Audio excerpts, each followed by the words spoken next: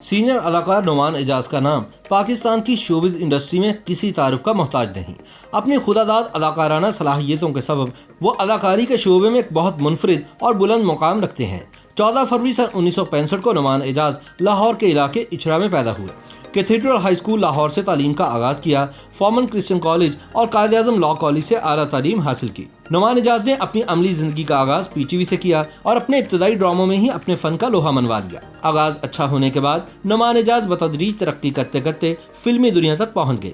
T V screen میں سب کی نگاہوں میں رہنے والے نعمان اعجاز اپنی ذاتی زندگی میں الگ تھلگ رہنے والے انسان ہیں۔ اسی وجہ سے ان کے چاہنے والے ان کی ذاتی زندگی کے بارے میں بہت کچھ نہیں جانتے۔ اسی حوالے سے کچھ باتوں کے بارے میں ہم آپ کو بتائیں گے۔ نعمان اعجاز نے اپنے ایک انٹرویو میں اپنی بیگم رابعہ سے شادی کے حوالے سے بتایا کہ انہوں نے جب پہلی بار رابعہ کو دیکھا تو ان کی سادگی نے انہیں بہت متاثر کیا اور انہوں نے رابعہ کو دیکھتے ہی شادی کا فیصلہ کر لیا۔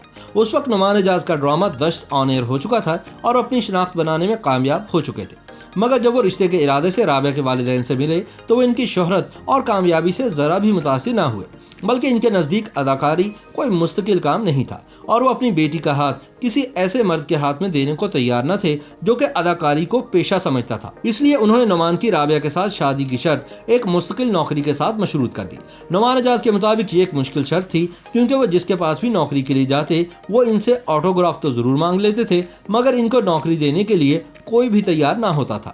ایسے وقت میں رابعہ کی دادی ان کے کام آئی اور انہوں نے نعمان اعجاز کو ایک نوکری تلاش کر کے دی۔ اس طرح نعمان دن میں نوکری کرتے اور رات میں اپنی اداکاری کے شوق کو پورا کرتے۔ بالآخر نعمان اعجاز رابعہ کے والدین کو متاثر کرنے میں کامیاب ہو گئے اور اس طرح ایک فلمی لو سٹوری شادی کے بندھن میں تبدیل ہو گئی۔ عام طور پر شوبز سے منسلک لوگ انٹرویو دینے کے بہت خواہشمند ہوتے ہیں اور ان کا خیال ہوتا ہے کہ اس طرح ان کی شہرت میں اضافہ ہوگا، مگر اس عام تاثر کے برخلاف نعمان اعجاز کا نظریہ کافی حد تک مختلف ہے اور ان کا یہ ماننا ہے کہ انٹرویو دینے والے کو وہ اپنا وقت دیتے ہیں اور ان کے دیے ہوئے وقت سے وہ پیسہ کماتا ہے۔ اس لیے نعمان اعجاز بلا معاوضہ کسی کو بھی انٹرویو نہیں دیتے۔ یہی وجہ ہے کہ وہ میڈیا پر کم نظر آتے ہیں اور ان کے انٹرویو کم دینے کی ایک وجہ یہ بھی ہے کہ وہ خود کو ہر طرح کے تنازعات سے دور رکھنے کی کوشش کرتے ہیں۔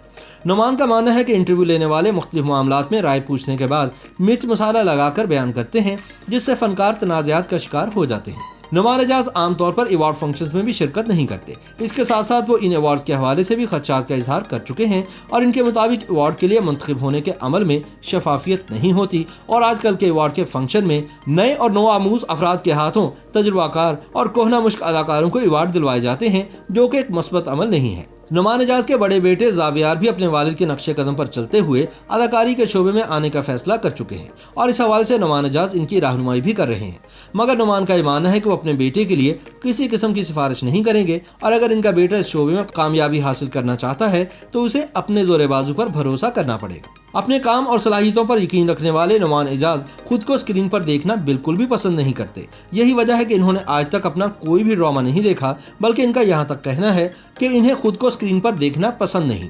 اسی وجہ سے انہوں نے آج تک اپنی شادی کی مووی بھی نہیں دیکھی۔